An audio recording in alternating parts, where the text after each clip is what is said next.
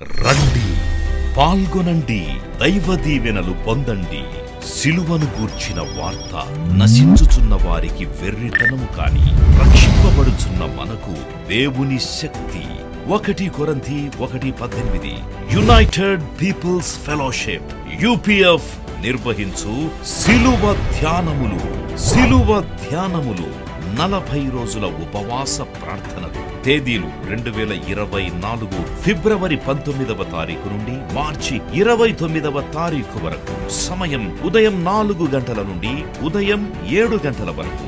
స్థలం centenary Baptist church, clock tower దగ్గర, సికింద్రాబాద్. వివరములకు 9550504718 9030757571 నంబర్లను సంప్రదించగలరు. దూర ప్రాంతముల వారు సిలువ ధ్యానములలో యూట్యూబ్, ఫేస్బుక్ మరియు జూమ్ ప్రత్యక్ష ప్రసారం ద్వారా పాల్గొనవచ్చును. Zoom meeting ID 9550504718 passcode 7777. గమనిక, రామ్నగర్ ఈ సేవ నుండి సెంటినరీ బాప్టిస్ట్ చర్చ్ సికింద్రాబాద్ వరకు బస్సు సౌకర్యం కలదు. అందరికీ ఆహ్వానం. ఆహ్వానించువారు ప్రభువు దాసురాలు జాయ్ చెరియన్ గారు, వ్యవస్థాపక అధ్యక్షురాలు మరియు సీనియర్ పాస్టర్ UPF హైదరాబాద్. ఉపవాస ప్రార్థన యొక్క విశిష్టత. పోయిన వారం ఉపవాస ప్రార్థన ప్రాముఖ్యత గురించి చెప్పాను. విశిష్టత అంటే how important it is in a believers life. ఒక విశ్వాస జీవితంలో ఉపవాస ప్రార్థన ఎంత మరి ప్రాముఖ్యాన్ని ధరిస్తుందో అది కొనసాగించాలని ఈ వారం ప్రభు నన్ను ప్రేరేపించినాడు. ఇది 2వ ప్రసంగం. ఇలాగ 40 శుక్రవారాలు మనం ఖచ్చితంగా ఉపవాసం ఉంటూ దేవుని సన్నిధికి వచ్చి ప్రార్థనలు, దేవుని వాక్యము, ఆరాధన ఇవన్నీ ఉంటుందని మీకు తెలియజేస్తున్నాను. మరి 40 శుక్రవారాలు అయినాక మరి ఏ మలుపులో దేవుడు నన్ను నడిపిస్తాడో నాకు తెలియదు. ఇది సంఘానికి ఆశీర్వాదం, సంఘానికి మాత్రం కాకుండా టీవీ ద్వారా విన్న వారికి, ప్రతి కుటుంబానికి కూడా మేలుకరంగా మారబోతుందని దేవుని స్తుతిస్తున్నాను. దేవుని స్తోత్రం, హల్లెలూయా.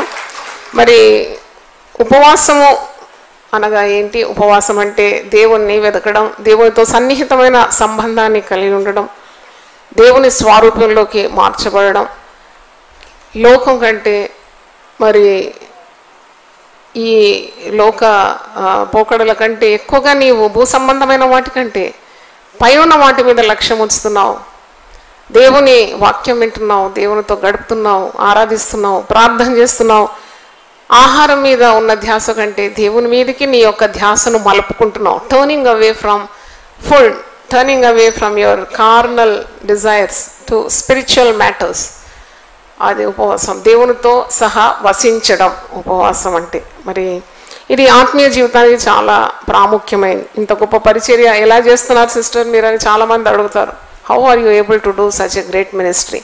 ఇది పురుషులకు కూడా అసాధ్యం కదా, మరి మీరే విధంగా చేస్తున్నారు అంటే నాకు సింపుల్ జవాబు ఏంటంటే, నేను మరి ఈ పరిచర్య ఆరంభించినప్పటి నుండి I give lot of importance to fasting prayer. మరి కొంతకాలం నుండి శరీరం అనుకూలించేందుకు అంత కఠినమైన ఉపవాసాలు చేయలేకపోయినాను. కానీ దేవుడు నాతో మాట్లాడుతూ వచ్చినాడు, నువ్వు సంఘానికి ఉపవాస ప్రార్థన నేర్పించాలి, నువ్వు కూడా ఉపవాసం ఉండాలని ప్రభువు నాకు బోధించినాడు. కాబట్టి నేను ప్రభువుకు లొంగిపోయి తప్పకుండా ఈ ఉపవాస ప్రార్థనలు యునైటెడ్ పీపుల్స్ సొల్యూషన్లో పటిష్ఠితం చేయాలని, ఆత్మకు తప్పకుండా శరీరం మీద విజయం ఉంటుందని, అలాగూ మనం తరబీదు కావాలని దేవుడు ఈ మార్గాన్ని మనకు బయలుపరిచినాడు.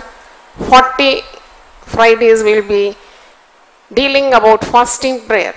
అంటే నానా విధాలుగా అనేక కోణాల నుండి ఉపవాస ప్రార్థన గురించి నేర్చుకోవాలి. టీవీ ద్వారా కూడా అనేకులకు బూది గంతల వరకు వెళ్ళిపోతుంది.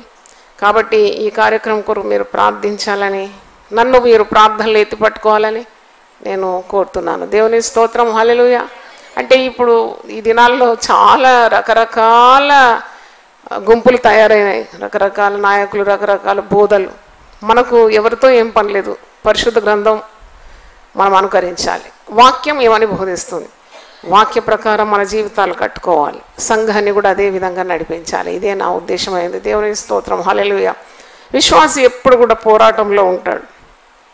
యేసుప్రభువును రక్షకునిగా స్వీకరించినంత మాత్రాన నీకు ఈ జీవితంలో పోరాటం ఉండదని కాదు, నిరంతర పోరాటంలో ఉన్నారు.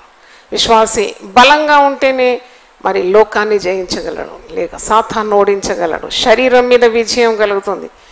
మరి జీవపు డంబం, నేత్రాశ, వీటన్నిటి మీద విజయం సాధించాలంటే తప్పకుండా నీ దృష్టి ప్రభువు మీద పెట్టాలి. పౌలు భక్తుడు అంటున్నాడు కదా, నేను ఇతరులకు ప్రకటించిన తర్వాత నేనే భ్రష్టునైపోతున్నానేమో, నా శరీరాన్ని నేనేం చేస్తున్నాను, నలగొట్టుకుంటాను. ఎందుకంటే ఇతరులకు బాగా ప్రకటించి నేను ఒకవేళ భ్రష్టుని అయితే నా వల్ల ఏం ప్రయోజనం. కాబట్టి ఐ క్రష్ మై బాడీ. చూడండి, ఆ విధంగా నీవు సాతానుపై విజయం సాధించాలి. మరి ప్రభు కొరకు ఒక బలమైన సాక్షిగా ఉండాలి. పరిస్థితులను అధిగమించిన ఆత్మబలం, ఆత్మశక్తి నీకు కావాలి. రోగాన్ని మించిన బలం నీకు కావాలి. ఆ రోగం అణగొట్టడానికి నీకు శక్తి కావాలి. ఉపవాస ప్రార్థన ద్వారా దయ్యములు వెళ్ళగొట్టడానికి నువ్వు శక్తి పొందుకుంటావు. దయ్యములు వణికిపోతుందట ఉపవాస ప్రార్థన చేసే విశ్వాసం ఎదుట. దేవుని స్తోత్రం, హల్లెలూయా. మీ ఎదుట దయ్యములు వణికిపోతుంది. ఉపవాస ప్రార్థన ద్వారా మీరు దేవుని సన్నిధికి వచ్చినప్పుడు చీకటి శక్తులు ఏవి కూడా మిమ్మల్ని తాకలేవు. మరి శత్రు భీతి నుండి, శత్రు భయం నుండి విడుదల కలుగుతుంది. గొప్ప నెమ్మది మీకుంటుంది. When you become closer to God, you experience a divine peace within you. శ్రమలు లేకుండా ఉన్న నెమ్మది కాదు, ఏ సమస్య లేదు నేను నెమ్మదిగా ఉన్నది అని కాదు. ఆ సమస్యల సుడిగుండంలోనే నువ్వు నెమ్మదిగా ఉండాలి. దేవుని స్తోత్రం, హల్లెలూయా. సునామీ లాంటి పరిస్థితులు వచ్చినా, కొండల్లాంటి ఆటంకులు, అడ్డంకులు ఎదుర్కొన్నా, there is something inner peace within you. గొప్ప సమాధానము నీ హృదయంలో ఉంటుంది. పరిశుద్ధ గ్రంథంలో మనము ఒక విజయవంతమైన క్రైస్తవ జీవితం జీవించడానికి తప్పకుండా మరి ఉపవసించి ప్రార్థన చేయాలి. గొప్ప గొప్ప దైవజనులు, ఊరికి అంత గొప్ప దైవజనులు కాలేదు, గొప్ప గొప్ప కార్యాలు అలాగూ చేశారంటే తప్పకుండా దానికి వెనక ఆ ఉపవాస ప్రార్థన అనే మోటార్, ఇంజన్ ఉందన్నమాట. అది ఇంధనం, ఆ ఫ్యూయల్ ఉంది కాబట్టి వారు గొప్ప కార్యాలు చేయగలిగినారు. అణుశక్తిని మించింది ఉపవాస ప్రార్థనా శక్తి అని మీకు జ్ఞాపకం చేస్తున్నాను. అంటే యోహాను సువార్త 10వ అధ్యాయంలో ఒక మాట యోహాను సువార్తికుడు రాసినాడు. 10వ అధ్యాయము 10-11 చూసినప్పుడు ఇక్కడ దొంగతనమును, హత్యను, నాశనమును చేయుటకు వచ్చును, కానీ మరి దేనికి నీ రాడు, గొర్రెలకు జీవము కలుగుటకును అది సమృద్ధిగా కలుగుటకును నేను వచ్చితినని మీతో నిశ్చయముగా చెప్పుచున్నాను. దొంగ అన్నప్పుడు ఎవరు? సాతాను. వాడు దొంగ. చాలా పేర్లు ఉన్నాయి, సాతానుకు కూడా చాలా నామాలు ఉన్నాయి. దాంట్లో ఒకటి దొంగ అంటే దోచుకునేవాడు. అంటే విశ్వాసికున్న సంతోషము, సమాధానము, సమృద్ధి, నెమ్మది ఇవన్నీ దోచుకునేవాడు సాతానుడు. వీని పారద్రోలాలి. దేవునికి లోబడి ఉండి అపవాదిని ఎదిరించాలి. వాడు మీ వద్ద నుండి పారిపోతాడు. వీని ఎదిరించాలంటే మరి శక్తిహీనంగా ఉంటే కాదు. ఒక దొంగ వస్తున్నాడంటే ఆ దొంగను మించిన బలం కావాలి, ఆ దొంగను పారద్రోలాలంటే కదా. మరి అందుకే ఎఫెసీ పత్రిక 6వ అధ్యాయం 10వ వచనంలో తుదకు ప్రభు యొక్క మహాశక్తిని బట్టి మీకు క్రీస్తు యేసునందు ఎలా ఉండాలి? బలవంతులుగా ఉండాలి. దేవుని స్తోత్రం, హల్లెలూయా. మీరు శక్తివంతులుగా ఉన్నప్పుడు మరి సాతానుడు పారిపోతాడు. వాడు దోచుకునేవాడు, వాడు దొంగ, వాడు మీకు మేలు చేయడు, వాడు కీడే చేస్తాడు. వాడు వచ్చి నీకున్నవన్నీ దోచుకొని దొంగతనము, హత్య, నాశనము ఇవన్నీ చేస్తున్నాడు అన్నమాట. కుటుంబాల్లో చూస్తే అల్లకల్లోలం, సమాధానం లేదు, భార్యాభర్తల మధ్యలో చిచ్చు, పిల్లలకు తల్లిదండ్రుల మధ్యలో చిచ్చు. సంపాదిస్తున్నారు కానీ అనుభవించడానికి వీలు కాదు. వ్యర్థమైన ఖర్చులు, అప్పులు, రుణబాధలు, చక్రవడ్డీలు కడుతున్నారు, పెళ్లి చేస్తున్నారు, పెళ్లి పెటాకులు అయిపోతుంది, ఇల్లు కడుతున్నారు, ఇల్లు అప్పు తీర్చడానికి అమ్ముకుంటున్నారు, వ్యాపారం చేస్తున్నారు, వ్యాపారంలో లాభం లేదు, అటు పోతున్నారు, ఏదో యాక్సిడెంట్ అయింది, అవయవాలు కోల్పోతున్నారు, చీకటి శక్తులు, మంత్రశక్తుల చేత సతమతమైపోతున్నారు. ఇంత గందరగోళం చూడండి. పిల్లలు మరణం పొందుతున్నారు. ఇవన్నీ ఎందుకు అవుతుంది అంటే వాడు సాతానుడు విజృంభిస్తున్నాడు అన్నమాట నీ కుటుంబంలో. నీ కుటుంబాన్ని నాశనం చేయడానికి వాడు సిద్ధంగా ఉన్నాడు. వాడు నీకు ఇచ్చిన ఆశీర్వాదాలన్నీ దోచుకోవడానికి వాడు పన్నాగాలు పన్నుతున్నాడు. కాబట్టి ఉపవాస ప్రార్థన చాలా ప్రాముఖ్యమైంది. దేవుని స్తోత్రం. నువ్వు ఎప్పుడు అనుకోవద్దు నీ శరీరానికి చాలా కీడని. శరీరానికి చాలా మేలంట ఉపవాస ప్రార్థన చేయడం. దేవుని స్తోత్రం. నేను కూడా వైద్యుల్ని కన్సల్ట్ చేసినాను. Fasting is it good doctor అంటే ఎక్సలెంట్లీ గుడ్ అన్నాడు. దేవుని స్తోత్రం. ఎందుకు ఎక్సలెంట్ గుడ్ అంటే నీ శరీరంలో ఉన్న కొవ్వు పదార్థాలు, కొలెస్ట్రాల్, మరి అక్కడిక్కడ ఉన్న చిన్న చిన్న కంతులు, ఈ రక్త నలాల్లో అడ్డుగా ఉన్న బ్లాకేజెస్ ఇవన్నీ కూడా ఉపవాస ప్రార్థనతో తొలగిపోతుందట. హల్లెలూయా, హల్లెలూయా. మరి ఉపవాస ప్రార్థన చేసినప్పుడు ఈరోజు ఒక ఫిజికల్ ట్రైనర్ నాతో మాట్లాడుతూ అంటున్నాడు, అమ్మా మరి మీరు ఏం చేస్తారంటే నేను ఇలాగ ఎక్సర్సైజెస్ నేర్పిస్తానంటే, ఓహో మరి ప్రార్థన చేయడం ఒక ఎక్సర్సైజ్ అని నేను అడిగినాను.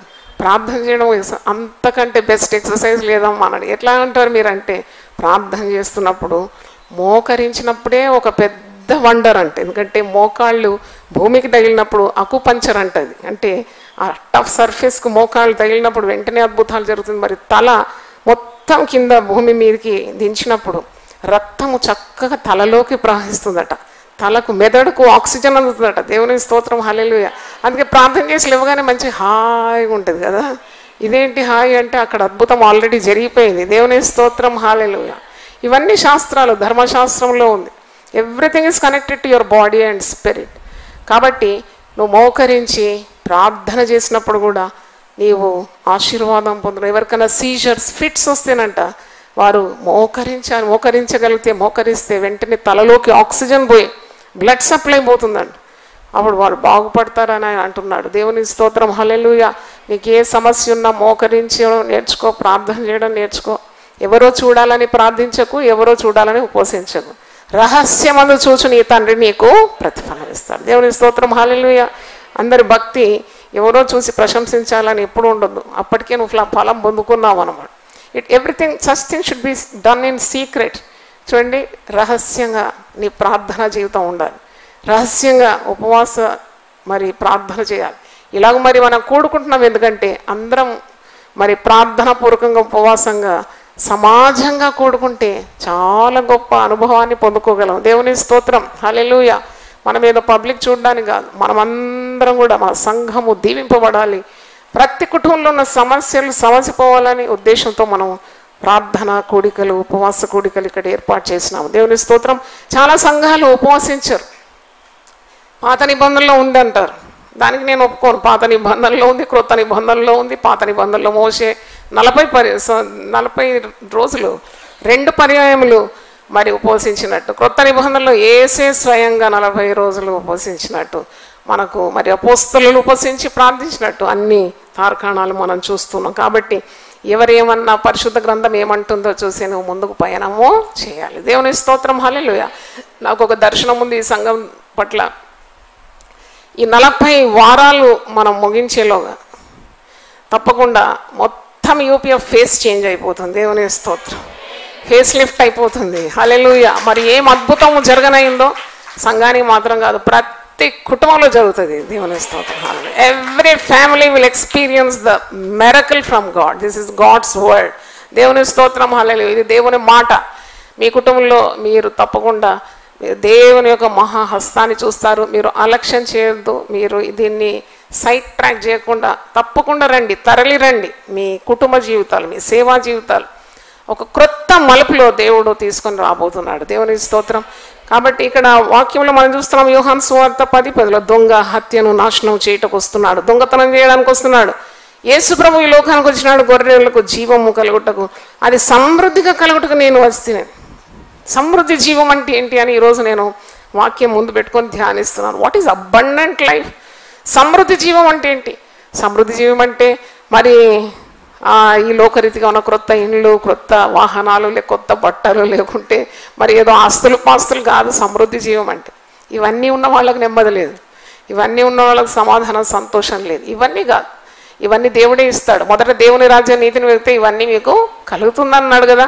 నీ ఆత్మ వర్ధిల్చిన ప్రకారము నీకు అన్ని విషయంలో సౌఖ్యము కలుగుతుందన్నాడు. ఇవన్నీ ఆటోమేటిక్గా వచ్చేది. ఇడ్లీ కొనుక్కుంటే చట్నీ ఆటోమేటిక్ ఇస్తారు కదా, అలాగే వస్తుంది. దేవుని వెతుకుతే ఇవన్నీ నీకు సమకూర్చబడుతుంది. దాని కొరకు నువ్వు ప్రత్యేక ప్రయత్నాలు చేసే అవసరం లేదు. నువ్వు దేవుని వెతుకుతే ఇవన్నీ నీకు కలుగుతుంది. కానీ ఈ సమృద్ధి జీవం అంటే ఏంటి అంటే అప్పుడు నాకు ప్రభువు అర్థం చేస్తున్నాడు. వాట్ ఈజ్ అబండెంట్ లైఫ్ అంటే, అబండెంట్ లైఫ్ అంటే సమృద్ధి అయిన సంతోషం నీ హృదయంలో. దేవుని స్తోత్రం, హల్లెలూయా. సమృద్ధి అయిన ధైర్యం నీ జీవితంలో, సమృద్ధి అయిన దేవుని శక్తి నీ జీవితంలో. దేవుని స్తోత్రం, హల్లెలూయా. సమృద్ధి అయిన నిరీక్షణ, ప్లెంటీ ఆఫ్ హోప్. చూడండి, అది చాలా అవసరం కదా. ఎప్పుడు అనుమానసుడైన తోమాలాగా ఇది జరుగుతుందా, అది జరుగుతుందా, ఇది అవుతుందా లేదా అని కాకుండా plenty of hope in Jesus. అంటే నువ్వు ప్రార్థన చేస్తున్నావు, విశ్వాసంతో దేవుణ్ణి అడుగుతున్నావు, విస్తారమైన నిరీక్షణ కలిగి వేచి ఉంటున్నావు. అది కూడా సమృద్ధి జీవంలో భాగం అని ప్రభు నాకు నేర్పిస్తున్నాడు. సమృద్ధి అయిన జ్ఞానం, ఈ లోకరీతిగా ఉన్న జ్ఞానవంతులను మించిన జ్ఞానం. పరిశుద్ధ గ్రంథం చదువుతుంటేనంట శత్రులను మించిన జ్ఞానం, బోధకులను మించిన జ్ఞానం, వృద్ధులను మించిన జ్ఞానం. ఈ జ్ఞానమంతా నీకు దేవుడు ఇస్తాడు, సమృద్ధిగా ఇస్తాడు. Abundant supply of God's wisdom, abundant supply of God's ability, సమృద్ధి అయిన సామర్థ్యం దేవుడు ఇస్తాడు. దేవుని స్తోత్రం. హల్లెలూయా. ఉపసించి ప్రార్థన చేసినప్పుడు దేవుని దగ్గర అవుతున్నావు. You are getting linked with God almighty. చూడండి, ఒక గొప్ప వ్యక్తితో మరి కొద్దిగా పలుకుబడి నీకు ఉంది, ఆ గొప్ప వ్యక్తి నీకు తెలిసినవాడు, నలుగురిలో నిన్ను గుర్తుపెట్టినాడంటే నీకు ఎంత సంతోషం వస్తుంది కదా. మోడీ గారు వచ్చి జాయ్ చెరియన్ అంటే అబ్బా ఏముంది, కాలర్ ఎగిరేస్తాం కదా మనం. మోడీ గారు నన్ను గుర్తుపెట్టినాడంటాం. కానీ జగత్ పునాదులు వేయబడిపోయి నిన్ను నన్ను ఎప్పుడో గుర్తుపెట్టుకున్నాడు. దేవుని స్తోత్రం. హల్లెలూయా. ఎవడైనా దాన్ని ప్రేమించిన వాడు తనకు ఎరుకైన వాడు. ఒకడు దేవుని ప్రేమిస్తే వాడు దేవునికి ఎరుకైన వాడాడు. కాబట్టి నువ్వు దేవునికి ఎరుకైన వ్యక్తిగా మారిపోతున్నావు. సమృద్ధి అయిన మరి బలము నీకు ఇస్తాడు, శక్తిని ఇస్తాడు. ఉపవాస ప్రార్థనలు మనం బలహీనం ఎప్పుడుగా. నాకు కూడా ఒక అపోహ ఉండేది, ఉపవసిస్తే మరి ఇలాగూ పడిపోతామా? ఏం పడం, నిలబడ్డానికే ఉపవసిస్తున్నాం. దేవుని స్తోత్రం. అన్ని పరిస్థితుల్లో నిఠారుగా నిలబడ్డానికే ఉపవాస ప్రార్థన. బలం ఇస్తాడు. ఏ బలం ఇది? కాంప్లైంట్ తాగితే వచ్చే బలం కాదు ఇది. దేవుని బలం, ధైర్యం నేరుగా నీ మీదకి వచ్చేస్తుంది. యెహోవా ఆత్మ బలముగా నీ మీదకి వస్తుంది. దేవుని స్తోత్రం. హల్లెలూయా. యెహోవా నా బలమా అని దావీదు పాట పాడతాడు కదా.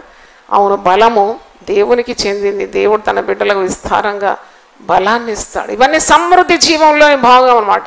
అబండెంట్ సప్లై అంటే సమృద్ధి జీవం అంటే ఏదో కొత్త కారు, కొత్త బిల్డింగ్, కొత్త షర్టు, కొత్త బట్టలు, కొత్త పనికరాలు, లేక కిచెన్లో కొన్ని కొత్త కార్లు దేవుడు చాలా దీవించడానికి కాదు. వస్తువులు, సామగ్రి, బంగారము, వెండి నీకు ఎక్కువైతే అది ఆశీర్వాదానికి లక్షణం ఏమీ కాదు. That's not the real blessedness. Real blessings is when God gives something which the world cannot give. దేవుని స్తోత్రం. హల్లెలూయా. లోకం ఇవ్వని కార్యాలు అది దేవుని యొద్ద నుండి వస్తుందంటే అదే ఆశీర్వాదం. దేవుని స్తోత్రం. హల్లెలూయా. లోకము దగ్గర సరుకులు ఉన్నాయి కానీ సంతోషము, సమాధానము, విశ్వాసము, ఆరోగ్యము, బలము, జ్ఞానము, సామర్థ్యము, పరిశుద్ధాత్మ ఇది లోకం దగ్గర లేదు. దేవుని స్తోత్రం. హల్లెలూయా. కాబట్టి నీవు ప్రార్థన చేయాలి. శరీరం మీద విజయము పొందుకుంటావు. చూడండి, చాలా మట్టుకు విశ్వాసులు కూడా పడిపోతారు. ఎందుకంటే శరీర కార్యాల మీద విజయము సాధించలేకుండా వారు అడుగులు జారి పడిపోతారు, పాపంలో పడిపోతారు.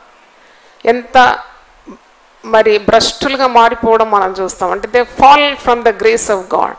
అంటే అలా కాకుండా నిన్ను చక్కగా నిలబెడుతుంది అన్నమాట ఉపవాస ప్రార్థన. అది మనం వారంకి ఒకసారి ఇలాగ ఉపవాసించి ప్రార్థన చేసి దేవునికి సన్నిహితంగా అయిపోతున్నాము. We feel very confident before God. మరి మనము ఈ లోకానికి మనము సిలువ వేయబడి ఉన్నాము. గలతీ 2:20 ఒక మాట ఉంది కదా, నేను లోకము నాకును సిలువ వేయబడి ఉన్నాను. ఆ మాట ఒకసారి చూడండి. గలీషియన్స్ 2:20, నేను క్రీస్తుతో కూడా సిలువ వేయబడి ఉన్నాను, క్రీస్తుతో కూడా నేను సిలువ వేయబడి ఉన్నాను, ఇకను జీవించువాడను నేను కాదు, క్రీస్తే నా యందు జీవించుచున్నాడు. హల్లెలూయా. అంటే నువ్వు సిలువ వేసే కొన్ని కార్యాలు ఉన్నవని అర్థం. అదేంటి? నువ్వు లోకమును సిలువ వేయాలి, శరీరాన్ని సిలువ వేయాలి, నీ శరీరాశలను సిలువ వేయాలి, జీవపు డంబాన్ని సిలువ వేయాలి, సాతానునే సిలువ కొట్టాలి. అప్పుడు నీవు ఈ యొక్క గొప్ప ఐశ్వర్యాన్ని, నీకు దాచి ఉంచిన దీవెనలన్నీ కూడా పొందుకుంటావని అర్థం. ఆ సమృద్ధి అయిన ఆశీర్వాదాలు నీ మీదకి దిగుతుంది. కాబట్టి తప్పకుండా ప్రార్థనలో పట్టుదల కలిగి ముందుకు సాగాలి. ఎక్కడ చూసినా నెమ్మది లేని వాతావరణం, భయకంపితమైన వార్తలు మనం వింటూ ఉంటాం. కానీ విశ్వాసికి భయం లేదు. ఎందుకంటే దేవుని వాక్యము సమృద్ధిగా వారి హృదయంలో ఉన్నది. దేవుని స్తోత్రం. Plenty of God's word in your heart. కాబట్టి you don't fear or tremble at the worst of news. అంటే ఆ దుర్వార్త ఎన్ని వచ్చినా నీకు భయం కాదు. దేవుడు తన శక్తితో నిన్ను నింపుతాడు. మనము మృతులమని, ఈ లోకానికి మనం మృతులమని, మనము క్రీస్తు కూడా సిలువ వేయబడిన వారము అని అంటే ఏంటి? మనము పాపం విషయంలో చచ్చిన వారమే. అవును, వీఆర్ డెడ్ టు సిన్. పాపం విషయము మృతులు కావాలంటే ఇప్పుడు నీ శరీరాన్ని అదుపులో ఉంచుకోవాల్సిందే కదా. శరీరానికి నువ్వు ఆజ్ఞ ఇస్తున్నావు, ఆదేశం ఇస్తున్నావు దేవునికి లోబడమని, దేవునికి లోబడుతున్నావు. అప్పుడు శరీరము కొద్దిగా క్షీణించిన నీ యొక్క ఆత్మ నీలో విజృంభించుకుంటుంది. మరి బలం కలిగి ఆ శరీరాశలను అణిచివేస్తుంది. పాపం విషయంలో మృతిగా చేస్తుంది. దేవుని స్తోత్రం. క్రీస్తు యేసునందు సజీవునిగా మారిపోతున్నావు. దేవుని స్తోత్రం. హల్లెలూయా. రోమీయులకు రాసిన పత్రిక 6:11 ఈ మాట ఉంది, మనము పాపము విషయము మృతులమవుతున్నాం, మనం క్రీస్తు యేసునందు సజీవులుగా ఉన్నాం. రోమన్స్ 6:11 మీరు శరీరానుసారంగా ప్రవర్తించినలా చావవలసిన వారయ్యందరు, కానీ ఆత్మ చేత శరీర క్రియలను చంపిన ఎడల మీరు జీవించదరని రోమా 8:11 ఉంది. 6:11 చూడండి. అటువలే మీరును పాపం విషయమై మృతులు కానీ దేవుని విషయమై క్రీస్తు యేసునందు సజీవులుగాను మిమ్మును మీరే ఎంచుకొనుడి. హల్లెలూయా. కాబట్టి ఈరోజు మనకు గొప్ప విజయము ప్రభువునందు మనకున్నది. మనం ఓడిపోం. We will not be defeated. దేవుని స్తోత్రం. ఈరోజు నీ కుటుంబంలో పరిస్థితులు తికమకున్నా, నెమ్మది లేని పరిస్థితి ఉన్నా, సాతాను నీకు సవాలు విసురుతున్నా, ఇదిగో నీ పిల్లల్ని నేను పాడు చేసేస్తాను, నీ బిడ్డల కుటుంబాలు విచ్ఛిన్నమైపోతుంది, నీ ఆరోగ్యం నశించిపోతుంది, నీ యొక్క మరి ఆశలన్నీ అడియాశలు అయిపోతుంది, మరి నువ్వు ఓడిపోతావు అన్నప్పుడు ఉపవాస ప్రార్థన చేసేవారు నేరుగా సాతాను యొక్క కన్నులోకి కన్ను పెట్టి చూడాలి. Look straight into the eye of the devil and say, devil you are going to get utter defeat. నువ్వు సంపూర్ణంగా ఓడిపోతావు. ఎందుకంటే మరి నేను యేసు నామాన్ని ధరించి ఉపవసించి ప్రార్థన చేస్తున్నాను. యేసు నామంలో నాకు సంపూర్ణమైన విజయం ఉన్నది. దేవుని స్తోత్రం. Hallelujah. You get total victory through Jesus, the name of Jesus. Hallelujah. కాబట్టి ఇట్టి శక్తిని పుంజుకోవాలి, బలహీనంగా ఉండకూడదు. చూడండి, బలహీనమైన ఒక బిడ్డను చూసినప్పుడు తల్లికి చాలా బాధ. అయ్యో బలహీనంగా ఉంది, అయ్యో ఆహారం తినడం లేదు, అయ్యో నడవడం లేదు, నడిచే ప్రాయంలో నడవడం లేదు, పరిగెత్తే ప్రాయంలో పరిగెత్తడం లేదు, ఎక్కడ పడితే అక్కడ కూలం పడుతుంది, కాళ్ళకు శక్తి లేదు, ఎముకలకు శక్తి లేదు, అయ్యో సరిగా ఆహారం తినడం లేదు. ఆ తల్లి ఎంత ఆవేదన పడుతుంది. అంతకంటే ఆవేదన మనల్ని కన్న ప్రభు, మన కొరకు రక్తమే క్రయధనంగా ఇచ్చిన ప్రభుకు మనల్ని చూసినప్పుడు ఆనందం కలిగి మనం బలహీనంగా ఉంటే, మనం ఎప్పుడైతే ప్రభు యొక్క మహాశక్తిని బట్టి క్రీస్తునందు బలవంతులంగా ఉంటామో అప్పుడు ప్రభు మనల్ని చూసి ఆనందిస్తాడు. దేవుని స్తోత్రం. హల్లెలూయా. అవును, 6 అడుగులు ఎత్తు, చక్కని ఆకారం, చక్కని ఆకృతి, మంచి బలము, శక్తి గల ఒక కుమారుని చూసినప్పుడు ఎంత ఆనందం కలుగుతుంది. అలాగే నువ్వు ఆత్మలో వర్ధిల్లుతున్నప్పుడు every day you are growing to the stature of Christ and you are able to defeat the devil, defeat fear, defeat the problem, defeat the sickness, defeat the enemy, then really God loves to shower his blessings upon you. దేవుని స్తోత్రం. హల్లెలూయా. కాబట్టి ఈరోజు ప్రభు మనతో మాట్లాడుతున్నాడు, హెచ్చరిస్తున్నాడు. నీవు ఒకవేళ రోగము నిన్ను అడగద్రొక్కాలంటే కూడా నీ ఉపవాస ప్రార్థన ద్వారా దాన్ని జయించగలవు. నేను ఒక వాక్యం చూసినాను, సామెతలు 18:14 నరుని ఆత్మ వాని వ్యాధిని ఓర్చునంట. దేవుని స్తోత్రం. Hallelujah. The spirit of God in you will put down that disease. ఆ రోగం నీ కాళ్ళ క్రిందకు వచ్చేస్తుంది. ఏ రోగం నిన్నేం చేయదు. వాక్యము సత్యమైంది. నీ వాక్యమే సత్యం. జవాబు అక్కడే ఉంది. వాక్యమగా ఏమి? నీ వాక్యమే సత్యం. ప్రతి వాగ్దానము సత్యమై ఉన్నది. దేవుని నోటి నుండి వచ్చే ప్రతి మాట 100% సత్యమైంది. ఏ కీడు నీకు తగలదంటే తగలదు, నమ్మాలి. ఐగుప్తులకు వచ్చిన ఏ రోగం నీకు రాదు. అంతే. దేవుని స్తోత్రం. నిన్ను స్వస్థపరిచి యెహోవాను నేను. చూడండి, మనుషులు భయంతోనే చచ్చిపోతున్నారు చాలా మటు. They die of fear. ఇప్పుడు భయం అనేది అదొక నెగటివ్ ఎమోషన్. అంటే మన మనస్సుకున్న శక్తి అనంతమైందంట. I was so happy to read that. దేవుని స్తోత్రం. హల్లెలూయా. నా వల్ల ఇది కాదు, నాకు అదంటే భయం, చీకటే భయం, పిల్లంటే భయం, ఎలకంటే భయం, బల్లి అంటే భయం, అడ్డొస్తే భయం, ముందు పోతే భయం. ఇవన్నీ విశ్వాసికి తగవు. దేవుని స్తోత్రం, హల్లెలూయా. నీలో పరిశుద్ధాత్మ శక్తి ఉన్న, నీలో అన్నిటిని జయించిన విజయవంతుడు ఉన్నాడు కాబట్టి అన్ని నీ పాదాల క్రిందికి వచ్చేస్తాయి. అందుకే నన్ను బలపరచువాని బట్టి నేను సమస్తము చేయగలను. హల్లెలూయా. కాబట్టి జయ జీవితపు పునాది, what is the foundation of a victorious Christian life is nothing but fasting prayer. Hallelujah. జయ జీవితం పునాది ఉపవాస ప్రార్థన అని మనము నేర్చుకుంటున్నాం. దేవుని స్తోత్రం. ప్రతి విషయంలో నీకు సహాయం అందిస్తాడు. అయ్యో నేను ఇది ఇలా చేయాలి, హౌ టు అచీవ్ విక్టరీ, ఈ విషయంలో నేను ఏ విధంగా జయాన్ని పొందుకోవాలి. పాపము నిన్ను ప్రేరేపించింది, శరీరాశ నిన్ను ప్రేరేపించింది, ఏదో లోకపు ఆకర్షణలు నిన్ను ఆకర్షిస్తుంటే నువ్వు ఏ విధంగా జయించాలి. అందుకే మరి జయ జీవితపు తాళపు చెవి అన్నమాట ఇది. Fasting prayer is the key to a victorious Christian life. చూడండి, ఇది జయ జీవితంకు ఒక మంచి పునాది, foundation for a victorious Christian living. ఉపవాసం అనగానే నువ్వు దేవునికి దగ్గర అయిపోతున్నావు. భయం రాగానే చిన్న బిడ్డ పరిగెత్తుకొని వచ్చి తల్లి కొంగు పట్టుకుంటుంది కదా, దానికి భయం రాగానే పరిగెత్తుకొని పోయి తల్లిని వాటేసుకొని ఆ కొంగు గట్టి పట్టుకుంటుంది. ఎందుకంటే చాలా ఇంకా దాని భయం అంతా పోతుంది. దేవుని స్తోత్రం. అది ఇంకా ధైర్యంగా అంటుంది, ఏం చేస్తావు చెయ్యి, మా అమ్మని పట్టుకున్నా నేను. అలాగే పరలోకపు తండ్రి మనం గట్టిగా వాటేసుకోవడమే ఉపవాస ప్రార్థన. దేవుని స్తోత్రం, హల్లెలూయా. నీకు పరిస్థితులన్నీ తారుమారైనప్పుడు you're going and hugging Jesus. అవును ప్రభా, నీవు తప్ప నాకు ఆశ్రయం ఒకటి లేదు, నీవే నాకు దిక్కై ఉన్నావు, నీవే నా సమస్యలకు పరిష్కారి. No man can help me, no doctor can save me, no medicine can heal my sickness. Yes Lord, you are my healer. అయితే మరి భయము నిన్ను పాడు చేస్తుంది. నిరాశ నిస్పృహలు వచ్చినప్పుడు వెంటనే ఉపవాస ప్రార్థనలోకి నువ్వు దిగాలి. హల్లెలూయా. అయితే భయం అనేది మనల్ని ఎప్పుడు కూడా నిస్సహాయాలుగా చేసేస్తుంది అన్నమాట. Paralyses your body, mind and soul. చూడండి, నిన్ను నిస్సత్తుగా చేసేది ఏంటి? నీకు భయం. ఒక భయం రాగానే ఆందోళన, కలవరం వచ్చేస్తుంది.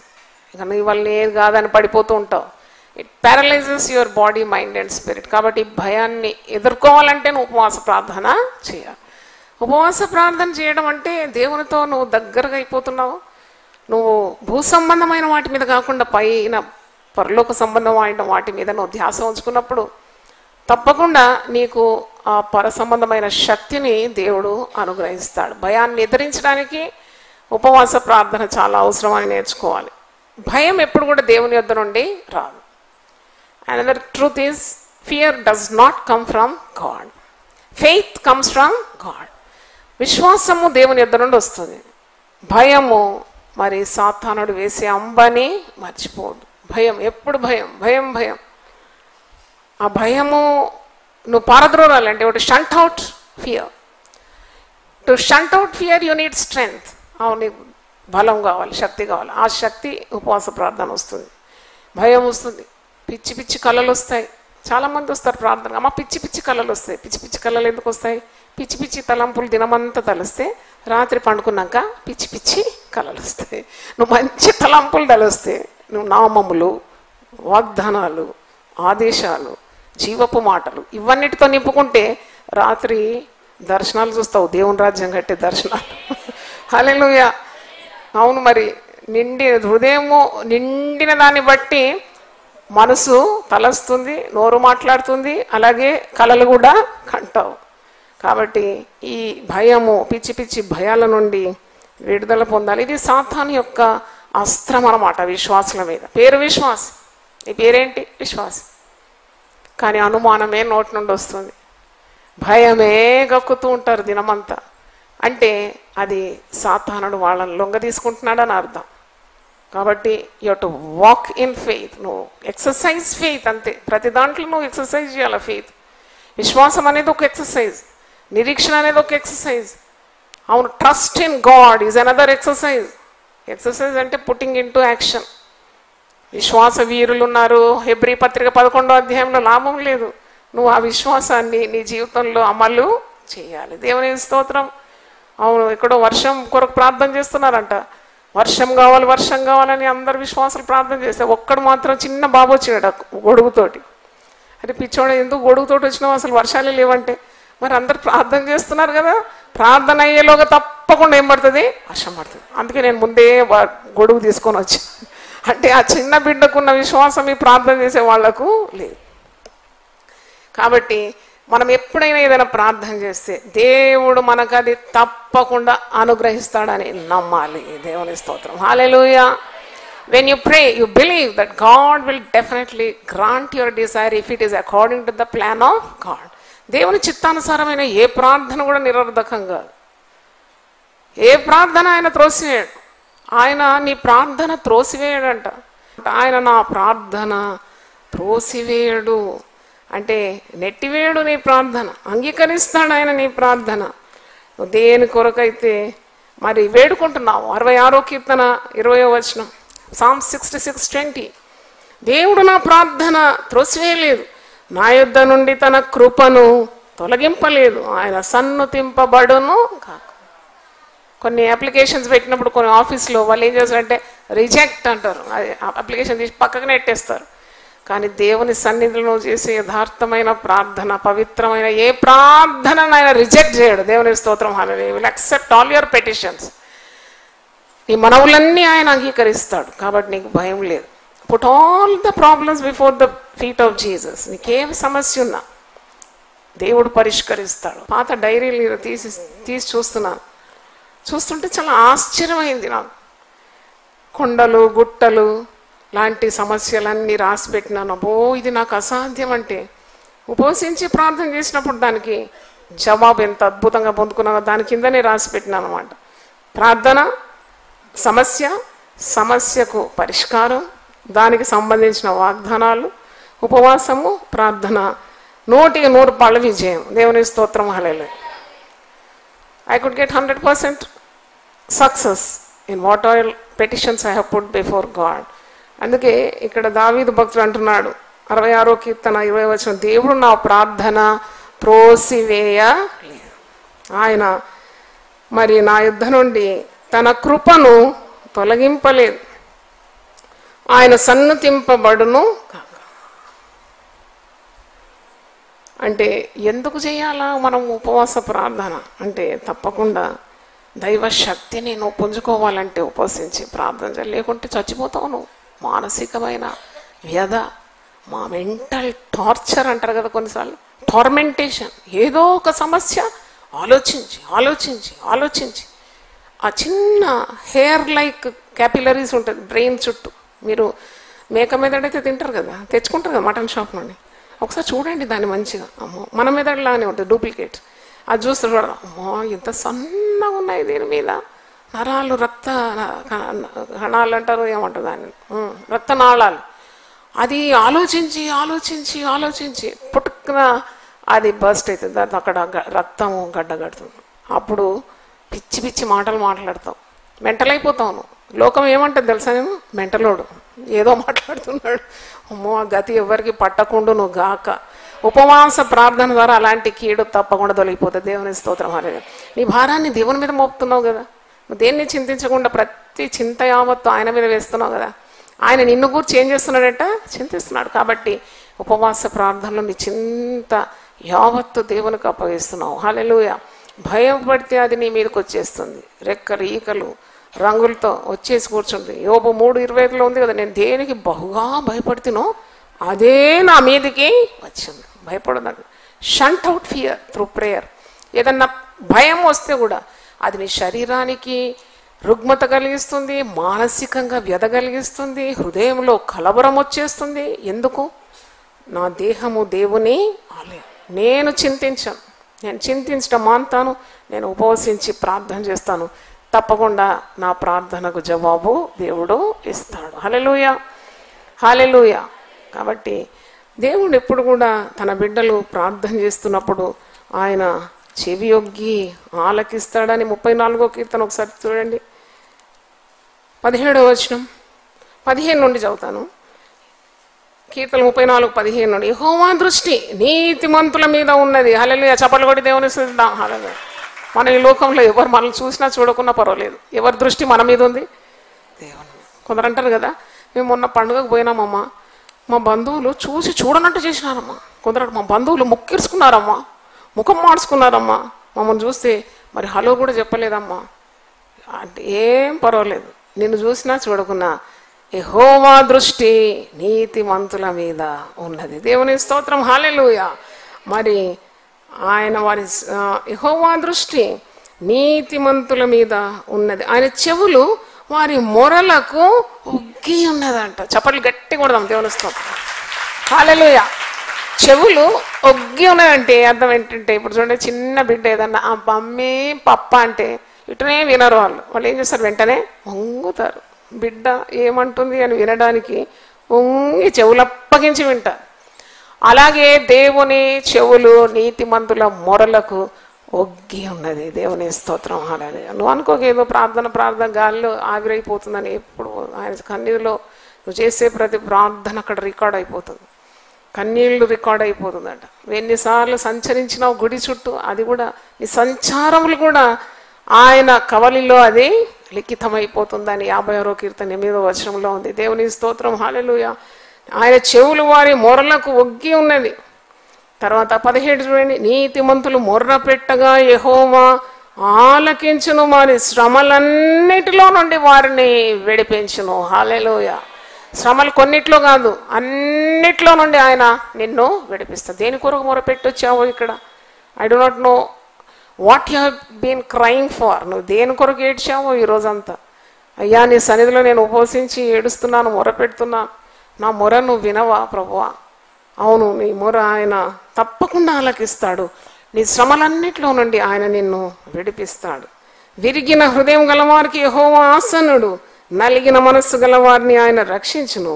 నీతిమంతుని కలుగు ఆపదలు అనేకములు, వాటన్నిటిలో నుండి ఆయన వాణ్ణి విడిపించును. దేవుని స్తోత్రం, హల్లెలూయా. తర్వాత ఇక్కడ ఈ దీనుడు మొరపెట్టగా యెహోవా ఆలకించు. 6వ వచనం చూడండి, ఈ దీనుడు మొరపెట్టగా యెహోవా ఆలకించును, ఆయన శ్రమలన్నిటిలో నుండి అతన్ని రక్షించును. హల్లెలూయా. ఇక్కడ చాలాసార్లు ఈ కీర్తనలో మీరు చూడండి, అన్నిట్లో నుండి మరి రక్షిస్తాడు, అన్నిట్లో నుండి విడిపిస్తాడు, ఆ శ్రమలన్నిట్లో నుండి విడిపిస్తాడని అన్నిటి అని మరి పదే రాసి ఉన్నట్టు మనం చూస్తున్నాము. దేవుని స్తోత్రం, హల్లెలూయా. మరి ఒక మరి కుటుంబ జీవితంలోనేమి నీకు మరి ఆలోచనలు కావాలి, నడిపింపు కావాలి అన్నప్పుడు కూడా నువ్వు తప్పకుండా ప్రార్థన చేయాలి. దేవుని చిత్తము నెరవేరాలి అంటే ప్రార్థన చేయాలి. టు రన్ ఏ హౌస్, కుటుంబ జీవితం చాలా కష్టతరమైంది కదా అంటారు ఎవరో.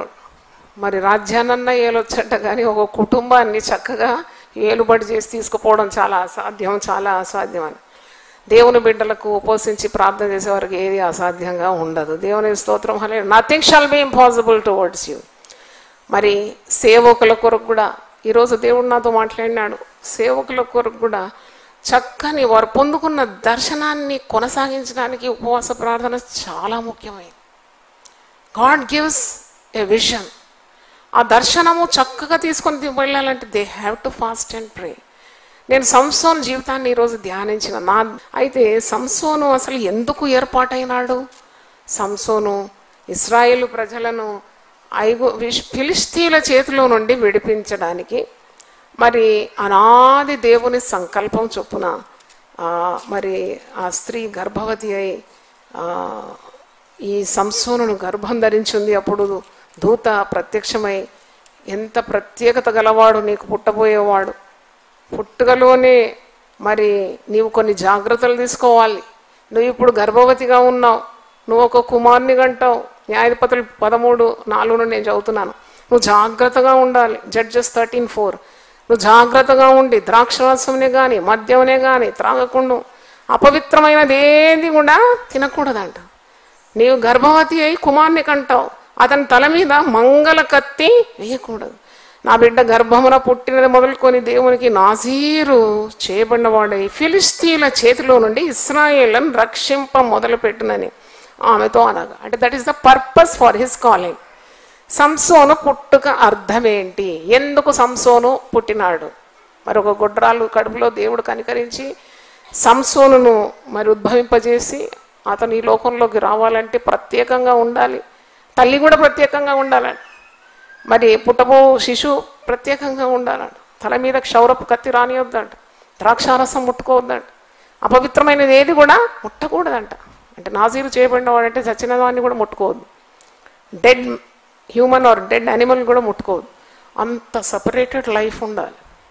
సంసోన్ ఎంత ఉన్నతమైన, మరి అది రాజరికపు పిలుపు కదా, తన ప్రజలను ఫిలిస్తీన్ల చేతిలో నుండి విడిపించాలి. గ్రేట్ విజన్, అంత గొప్ప విజన్. అది ప్రతి సేవకునికి సేవకురాలకి దేవుని సేవ చేసే వాళ్ళకు అట్టి పిలుపు ఉంది. కానీ ఆ పిలుపు ప్రకారం ప్రవర్తిస్తే అసలు ఈ లోకమంతా సువార్తీకరణ ఎప్పుడో అయిపోయేది. దేవుని స్తోత్రం, హల్లెలూయా. అసలు కోన్ హై అని అడిగేవాడు లేక ప్రపంచంలో ఉండకుండేది. కానీ చూడండి, శక్తిని అంతా కోల్పోయి ఇప్పుడు దెబ్బలు కొడితే పడాలి, తంతే పడాలి, నరికితే చావాలి, ఇట్లా అయిపోయిన పరిస్థితి. ప్రార్థన ఉపవాసం వల్లనే ఇలాంటిది వదిలిపోతుంది. దేవుని స్తోత్రం. మరి ఇటువంటి ప్రత్యేకింపబడినవాడు ఏమైనాడు?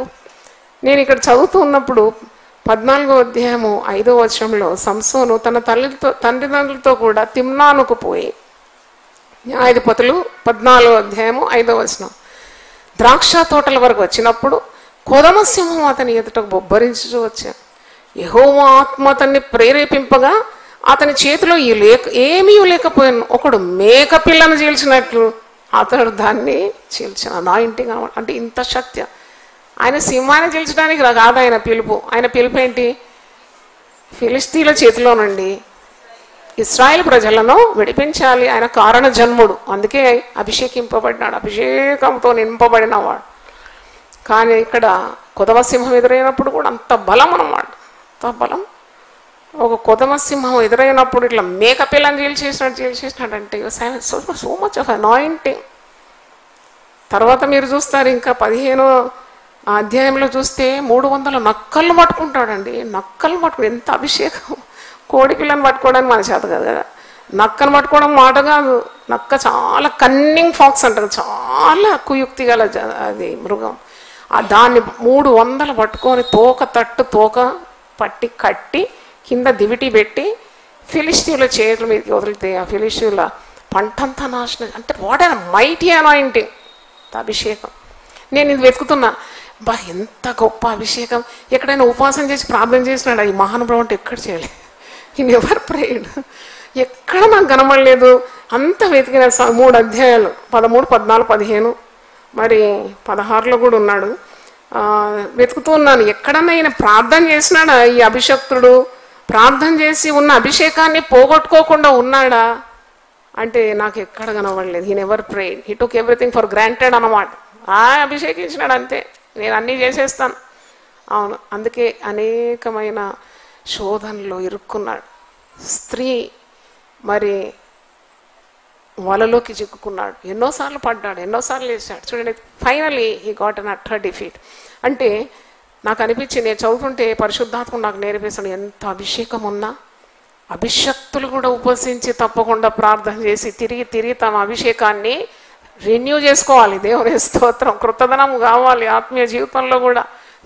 Get refill with the power of God. ఒక్కసారి ఏదో దేవుడు పిలిచినాడని చెప్పి విజృంభించి ఎన్నో కార్యాలు చేయబోతే తప్పకుండా అపజయం వస్తుందని నాకైతే పరిశుద్ధాత్ముడు దీని ద్వారా నేర్చుకుని, అబ్బా ఎంత బలాఢ్యుడు సంసోను.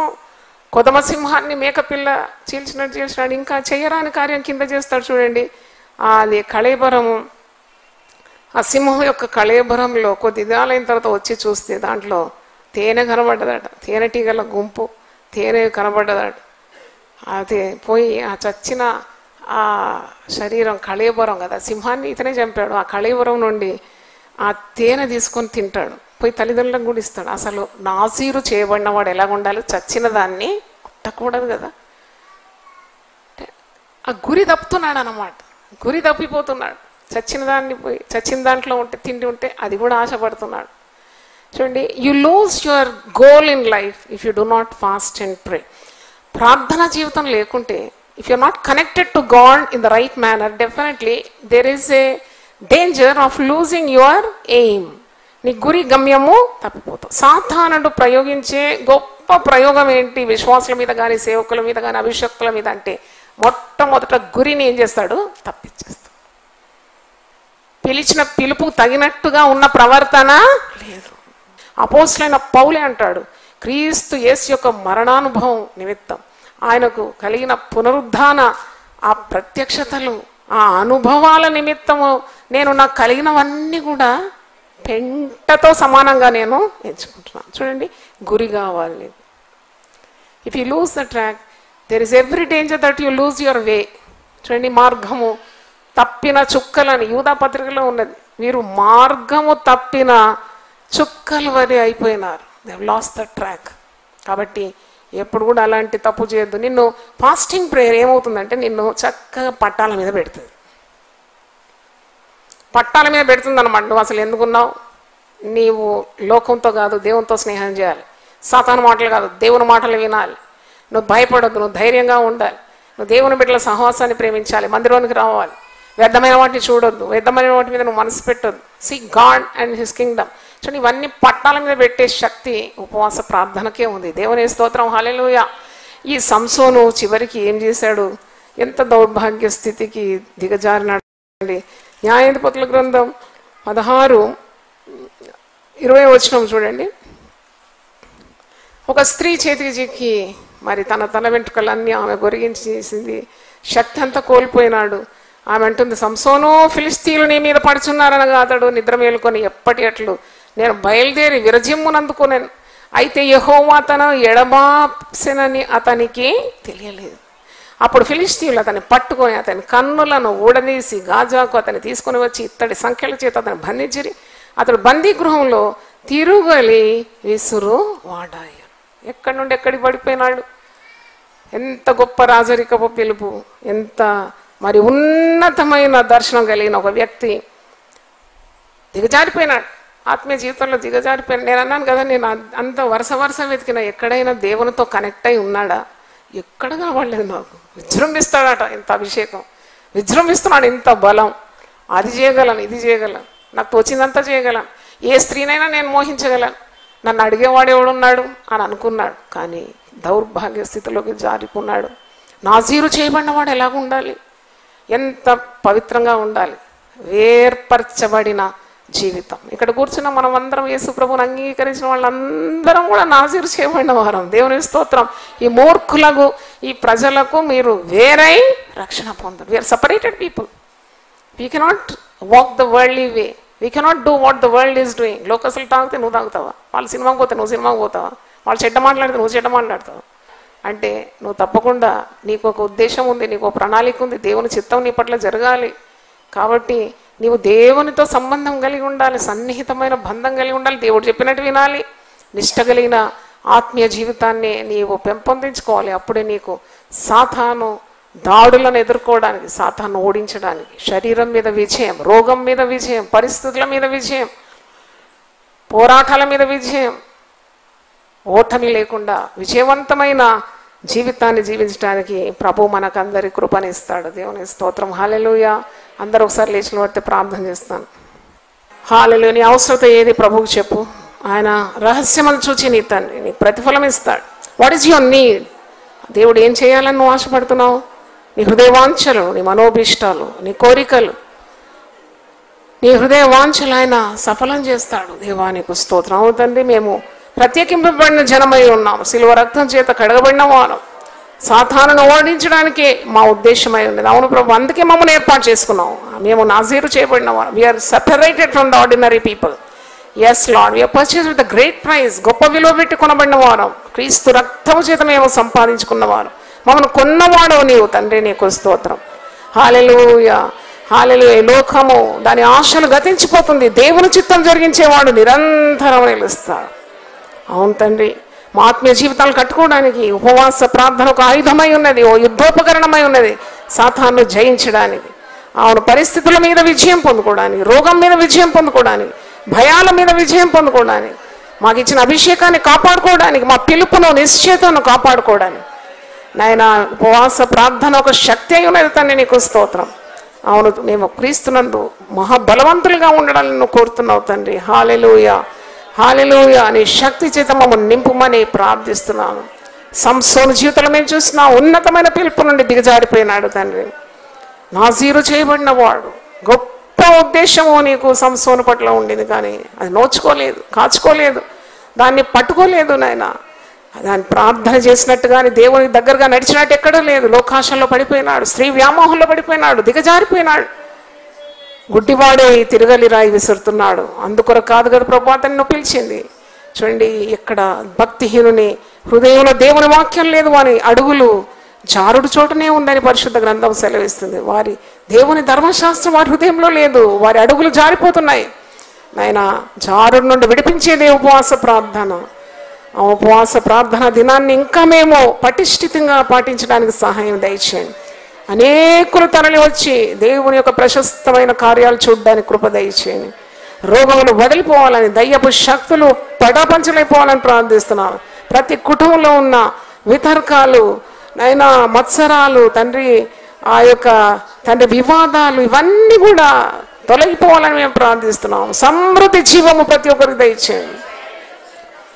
దొంగను బెదిరించి అదరగొట్టి పారపుద్దాలని సహాయం దయచేయండి. వాడు దొంగ దోచుకోవడానికి వచ్చినాడు, హత్య చేయడానికి వచ్చాడు, నాశనం చేస్తున్నాడు, కుటుంబాలను విచ్ఛిన్నం చేస్తున్నాడు. వాణ్ణి మేము నీకు లోబడి ఉండి ఎదిరించడానికి ఉన్న శక్తి ఉపవాస శక్తి నాయన. సమృద్ధి అయిన జీవము, సమృద్ధి అయిన సంతోషం, సమృద్ధి సమాధానం, సమృద్ధి అయిన శక్తి, సమృద్ధి అయిన పరిశుద్ధాత్మ, సమృద్ధి అయిన జ్ఞానము, సమృద్ధి అయిన సామర్థ్యము, ఓ సమృద్ధి అయిన నిరీక్షణ మేము పొందుకోవాలి, నీ దగ్గర నుండి పొందుకోవాలి. అదే సమృద్ధి అయిన జీవమై ఉన్నది తండ్రి. నీకు స్తోత్రం. సమస్యల మీద నైనా మేము విజయం సాధించడానికి మాకు ఉపవాస శక్తి మీరు దయచేయమని ప్రార్థిస్తున్నాను.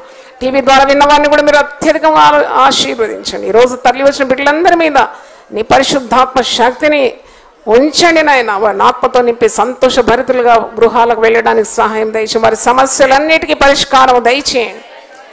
కలుగును గాక అంటే కలిగిపోతున్నాయి. అవును ప్రభువా, వెలుగు కలుగును గాక అన్నావు. ఆదికాండం 1:3 వెలుగు కమ్మని పలకగా వెలుగు కలిగింది నాయన. అవును, వెలుగు కలగాలి. చీకటి బ్రతుకుల్లో వెలుగు కలగాలి. భయం అనేది పెద్ద చీకటినైనా ఆ చీకటి పారద్రోలుతున్నాము యేసు నామములో. హల్లెలూయా, హల్లెలూయా అని పరిశుద్ధాత్మ సంచారం మాకు దయచేయమని, ఆత్మతో మనందరినీ నింపుమని యేసు నామములో అడుగుతున్నాను తండ్రి. ఆమేన్. దేవుడు మళ్ళీ సమృద్ధిగా దీవించును గాక. ఆమేన్. God bless you. రండి, పాల్గొనండి, దైవ దీవెనలు పొందండి.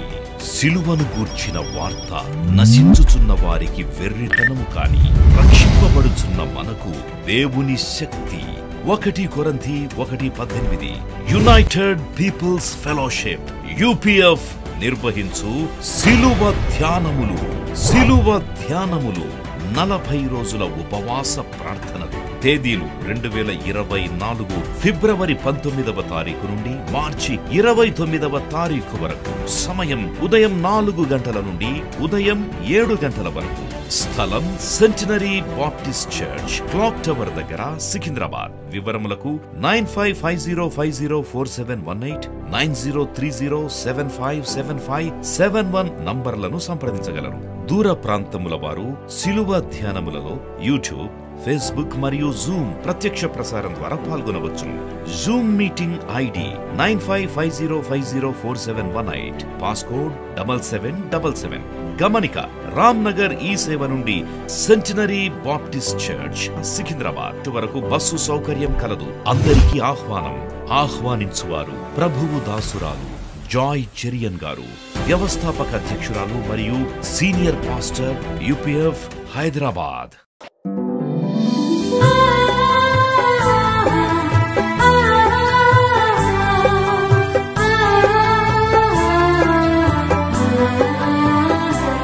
నీ ధనము నీ ఘనము ప్రభు యేసుదే, నీ దశమా భాగము నీయ వెనుదీతువా.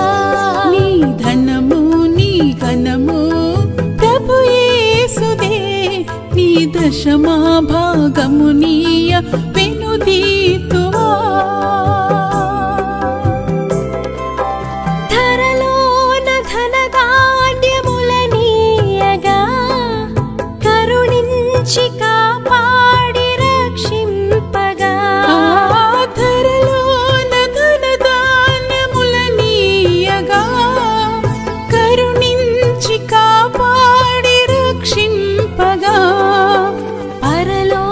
పరలోకనాదుండు నీకీయగా మరి యేసు కొరకీయవెనుదీతువా పరలోకనాథుండు నీకీయగా మరి యేసు కొరకీయ వినుదీతువా నీ ధనము నీ ఘనము ప్రభు యేసుదే నీ దశమా భాగము నీయ వెనుదీతువా